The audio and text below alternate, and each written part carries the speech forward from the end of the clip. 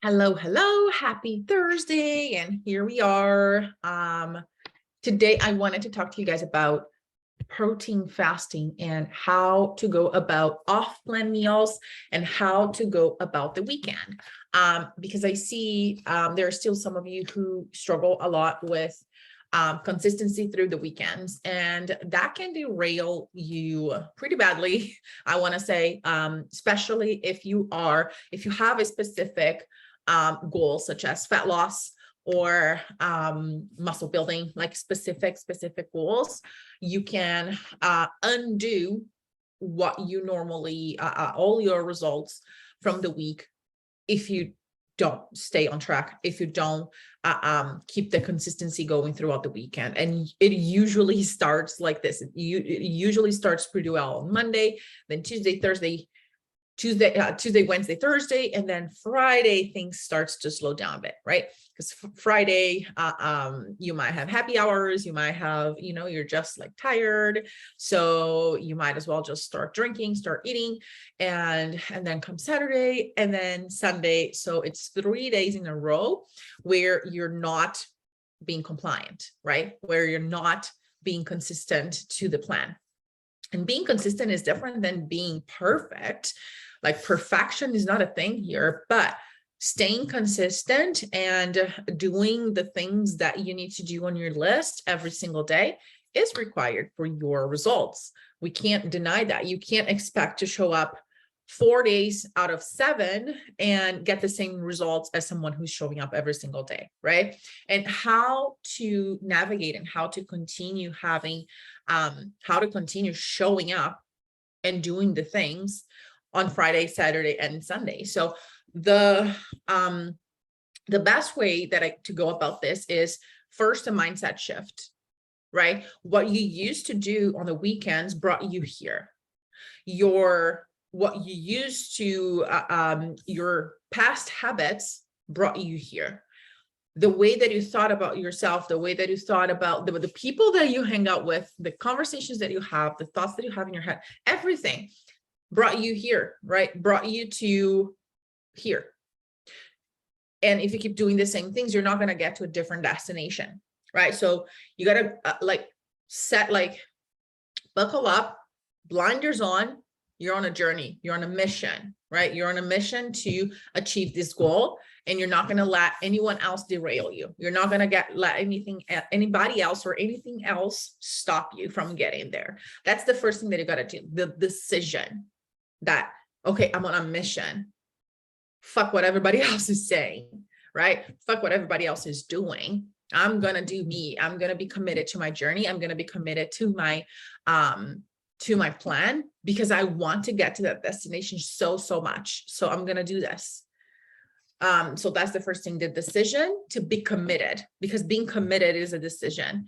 And sometimes we think we're being committed because we're showing up Monday through Friday at the gym, we're doing the things, but then we're not being diligent on the weekends. And sometimes it's just because you've started a change, you've started a process, you've created momentum initially, but then you've lost momentum at some point. And the older self, like that older version of you, is just coming back to surface, right? It's just coming back to surface because that's more comfortable. That's what you used to. But that's why you're here. That's why you're on this program, in this plan. That's why you decided to make a change.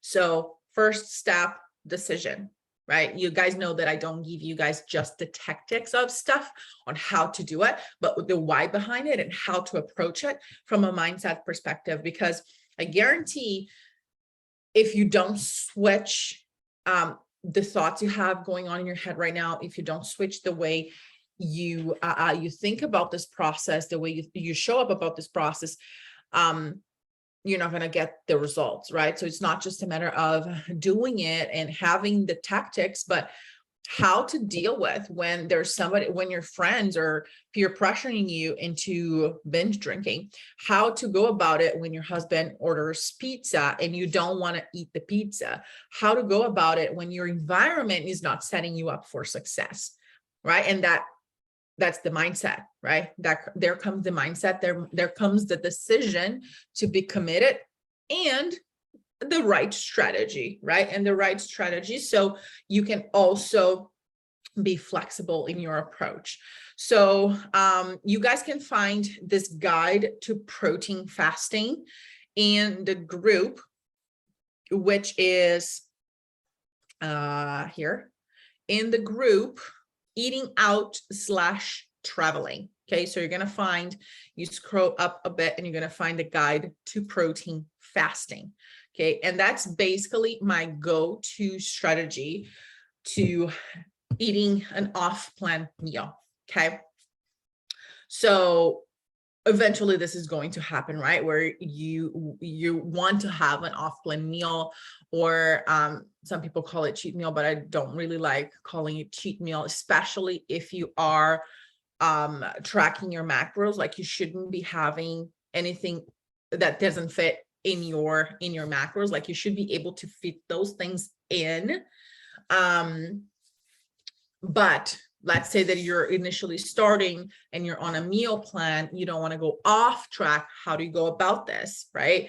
So what I would do first is understand what's more important for your results. So if you're starting out, if you're in the first phase, the priming phase, where you're focusing on setting up your metabolism for success, we're setting the structure, we're setting the foundation for things so your body can lose weight and lose fat, right? Lose fat efficiently down the road and continue to do that. What matters most is that you're in a calorie deficit. All right. Meaning that you're eating less than you're burning. Please don't try to control how much you burn. You can't control how much you burn. The Apple Watches are completely and utterly inaccurate. Okay, so don't believe that you're burning those calories that your Apple Watch is showing you. Don't believe that the cardio machines at the gym know how many calories you burn. Okay, so don't even go there.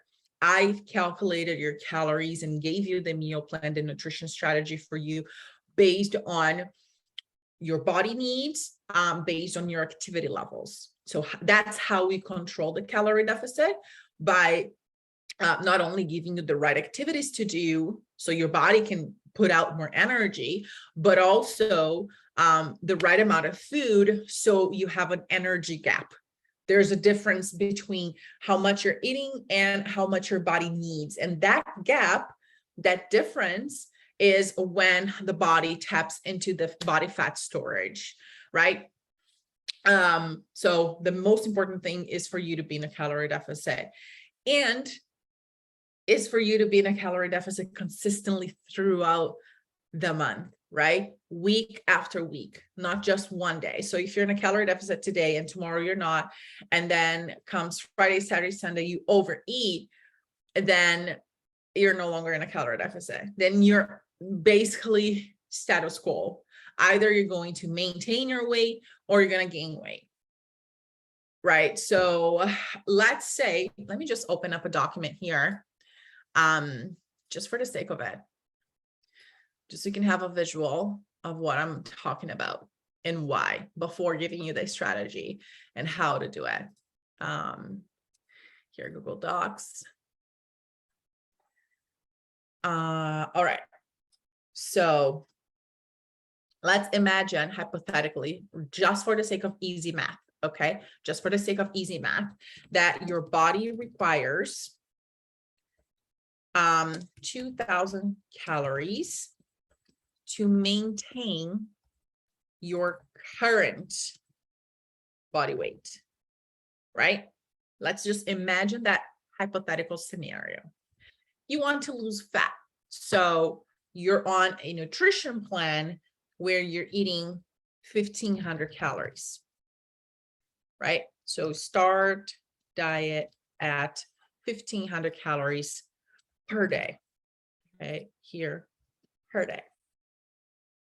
So you are in a 500 calorie deficit per day, times 7 days of the week. It means that you are, yes, I have to use a calculator. Oh my gosh. 500 calories times 7, 3,500 calories. So this is your energy deficit on a weekly basis. Okay, weekly energy deficit, right? 3,500 calories.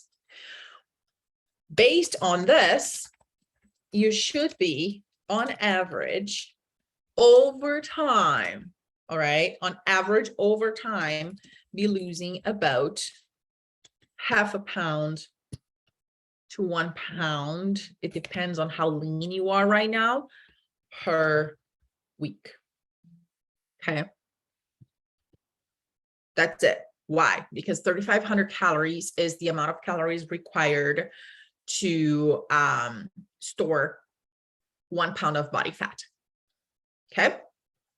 So you should be able, like, this is again a hypothetical scenario, right? But so you're in a calorie deficit of 500 calories per day, right? You're giving your body less, 500 calories less than what it needs. So it starts to tap into your body fat storage. Then you do that consistently over the course of the 7 days of the week, including Saturday, Sunday, and Friday, Saturday, Sunday. It puts you in a 3,500 calorie deficit for the week. Fantastic, right? Over the course of 4 weeks, you should be able to still to continue to lose weight, right? About half a pound to 1 pound per week. Perfect. Awesome. Now, what happens if you eat, let's say on Monday, you're on track, right? You're eating 500 calories. Then on Tuesday, you're eating 1,500 calories. On Wednesday, you're eating 1,500 calories. On Thursday, you're eating 1,500 calories. Then comes Friday. And you start to, just slack a little bit. And you forget to track your off-plan meal. But you went out, you have a nice dinner at a restaurant, probably a lot of butter, probably had some alcohol too. So let's just roughly estimate that you had 1,000 calories over. So 2,500.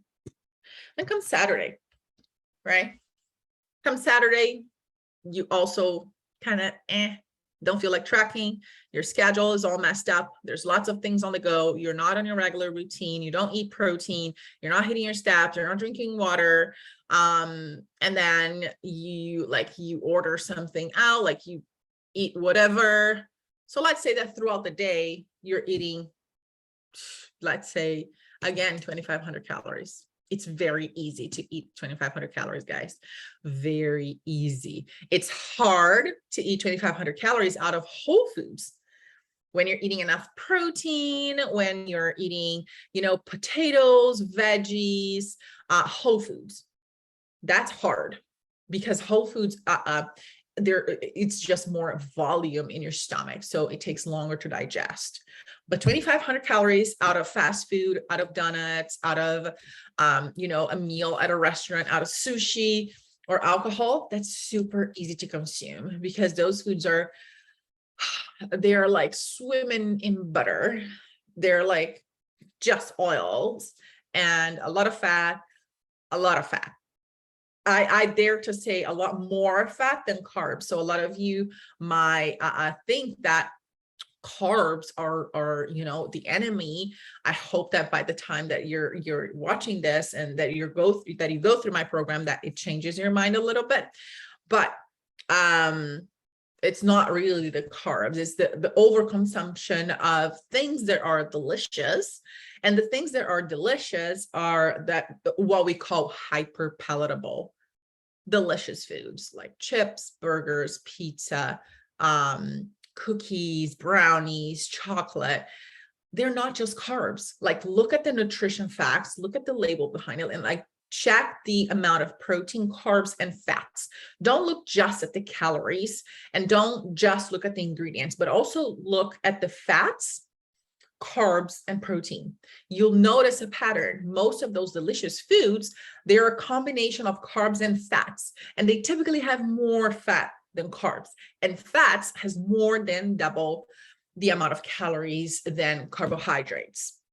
So it's very easy to eat a lot of calories without even realizing that you're eating a lot of calories from those types of things. Also because they are engineered to make you and to make us, right? To make us want to eat a lot more. and keep eating. So it's a battle that it's really, really hard to win. But let's go back to our scenario here. So you ate a little bit more on, like 1,000 calories more on Friday, 1,000 calories more on Saturday. And let's say that on Sunday, you're like, oh, I gotta go back. I gotta buckle up.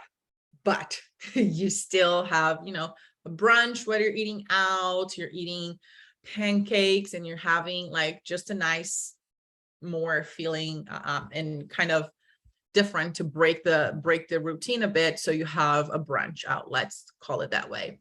And then you have some popcorn. I don't know, I'm just throwing random stuff here, like random things that we eat on Sundays, but you don't have a routine. So you're not hitting your protein, you're not hitting your water, you're not walking, you're not doing any of that, but you're eating more. So, but let's say that on Sunday, you slept in, you had your brunch, and then you felt pretty full throughout the day. So you just ate 2,000 calories on that day, and then you're back on Monday again, 1,500 calories, right? So what really is happening here? What is really the problem, right? Friday, Saturday, Sunday, I want to highlight this. So let's do the math together, right? So you think that you're doing pretty well with your diet and that you just had something off plan, right? That you didn't track because you didn't feel like tracking. So then you go there, 1,500 times 4 days of the week, 6,000 plus 7,000, 13,000 calories in total. And you should be eating 10,500. So you overate 2,500 calories.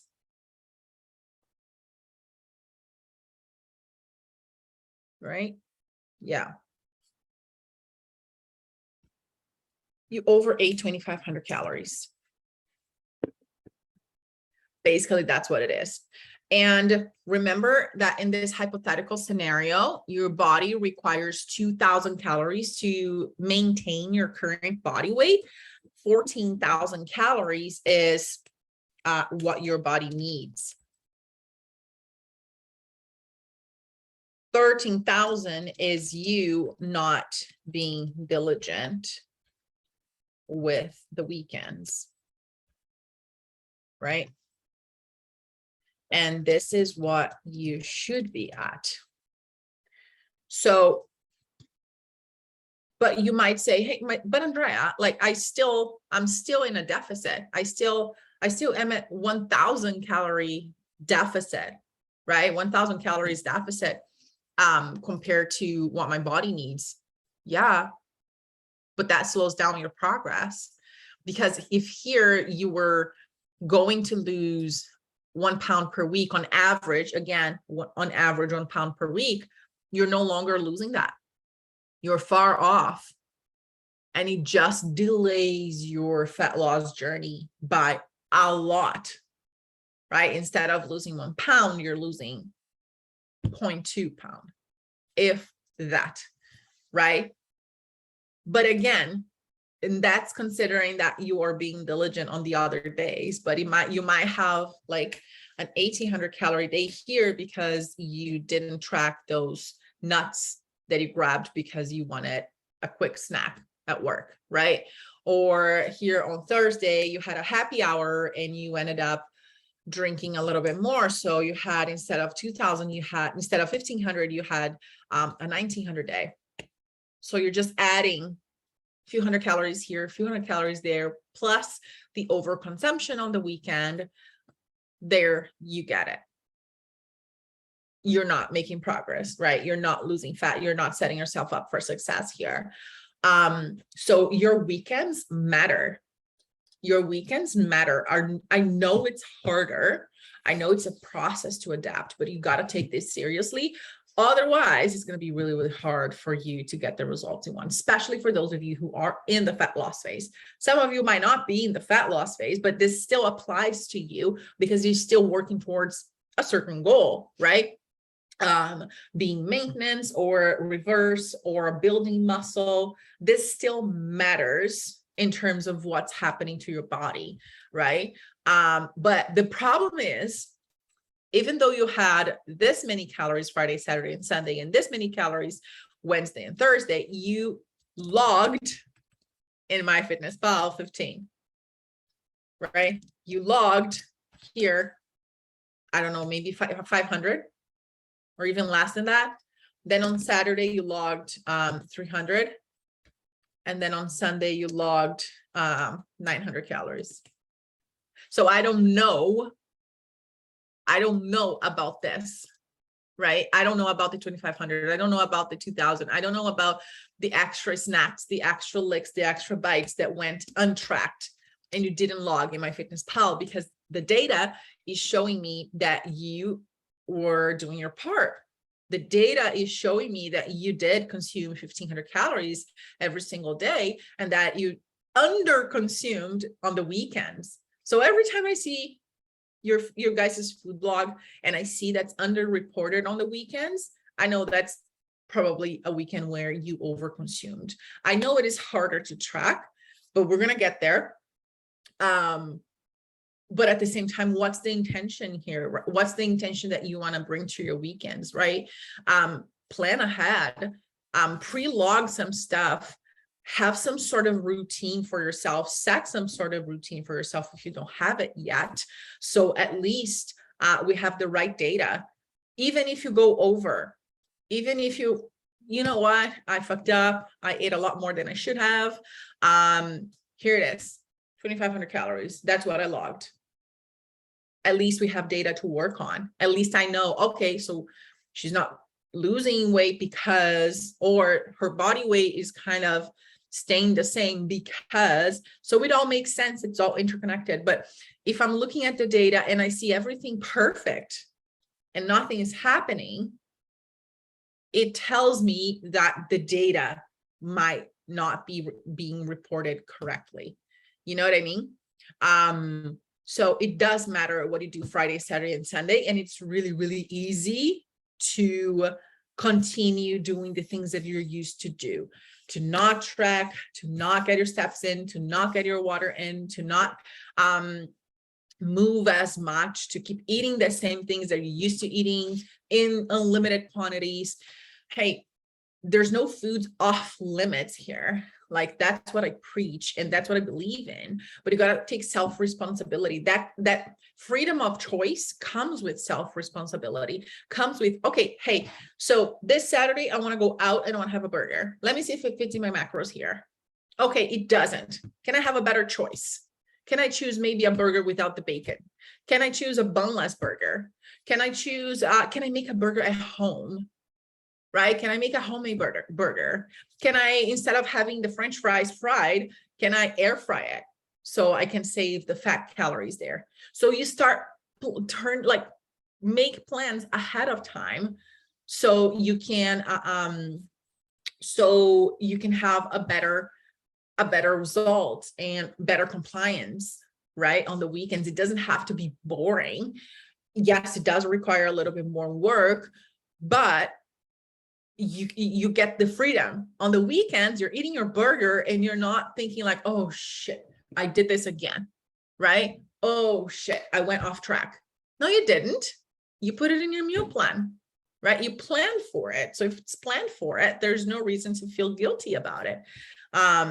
So try this weekend, right? Try pre-logging the things that you've been wanting to eat, or if you're making plans with your significant other, like open up the restaurant's website, see what you're in the mood for, see what it would be the best option for you. Where are there the protein sources? Can you opt for a leaner protein source? Can you ask them to bring your food without adding butter or without adding oil? Or if you want the whole thing, how can you make it fit in your calorie budget? And that's where the protein fasting comes down. all of this to explain the calorie deficit. That's the most important thing for fat loss. And then macronutrients, food sources, meal timing, and then supplements at the top. But I would highly recommend using this document to help you better plan your weekends. And I'm not saying that you have to starve yourself to eat a meal at night. Like I said, it comes down to self-responsibility and being creative with your choices too. There's always a better option. There's always a macro-friendly recipe that's like a takeaway for something that you really enjoy, like the burger, like some pizza, like even sushi. Like you can find macro-friendly options to very delicious foods that don't add a ton of calories. Like even ice cream, you can find lower calorie ice creams to be within your macro range. And this is me assuming that you're on a fat loss. And when you're on a fat loss, you're eating less calories. And especially for us females, it comes down to very little calories, unfortunately. So we have to deal with a smaller budget, but that's fine. It's just, again, flexing up that muscle of creativity and how to incorporate maybe substitutions for some things that you like, so you can have more food throughout the day so you don't starve yourself. But the idea is not to starve yourself. The idea is the protein fasting, because protein is going to help you feel satiated. So you're not going to feel that you are starving throughout the day. And you got to keep your protein high. You got to keep your protein intake throughout the weekend too. It matters. It's not only when you train, it's not only when you go to the gym. Protein is the most important macronutrient. And I even say, like on the weekends, like first thing in the morning, have a protein shake with 2 scoops of protein powder instead of 1. Add 2. Add Greek yogurt if you want. And there you have 50, 60 grams of protein right then and there, super easy. And then for your next meal, you have like a big omelet with tons of egg whites and chicken, or tons of egg whites and tuna. 2 protein sources, mix it together. Again, another 15 to 60 grams of protein right then and there. You pair those things with veggies, you pair those things with low calorie fruits, and you're setting yourself up for success in the evening when you go out for dinner, right? If you keep up with your water intake, if you keep up with your step count, those are 2 things that are going to help you stick to the protein fasting, because those are 2 habits that are reminders, quote unquote, that you are on this journey. So one thing might lead to the other. So if you wake up in the morning and you drink your water, that immediately tells your brain that, oh, okay, this is a normal day. It is the weekend, but it's a normal day. I'm drinking my water. I'm going to go for a walk. I'm going to come back and I'm going to have a high protein breakfast, right? And I've already pre-planned, I've already pre-logged what I'm going to have at night. So I saved some calories for the evening because I know that I'm going to be eating out. I made the best choice that I could. And I'm going to add to the, I'm going to ask the waiter to not bring, to not put on any oils or butter or anything like that, to save some calories, because I'm on this journey and this is a date. There's a time frame for this to end. And when this, like the calorie deficit phase finishes, I will be able to be eating more. But you got to be flexing the muscles of making better choices since now, because those are just good habits for you to keep for yourself, right? So basically the protein fasting, again, is just filling yourself up like with protein and veggies throughout the day. Why veggies? Because they're filling too. They're fiber, right? Source of fiber. So it's going to help you feel more satiated. And I would say like throw in spinach in your omelet, throw in mushrooms, peppers, onions, like that. Oh, it tastes really delicious. And it's going to keep you full for a very long time. Put a lot of berries on your smoothies. That's going to fill you up for a lot of time too. And go for your walk, drink your water. Then when you go for dinner at night, make better choices. Like if you're eating a high carb meal, don't add a lot of oil to it, a lot of fat to it. If you're having a higher fat meal, don't add a lot of carb to it. So don't try to not pair high carb, high fat. And if you're eating high fat, try not to pair that with a lot of alcohol, right? Drink smart. pre-log how much you're going to be eating and drinking, if you will drink, and drink tons of water. Again, keep yourself hydrated. And as long as you include the things that you want to eat, and if you can't find something, you're able to have that flexible mentality of, okay, what is the best option after this? How can I make a better choice out of this?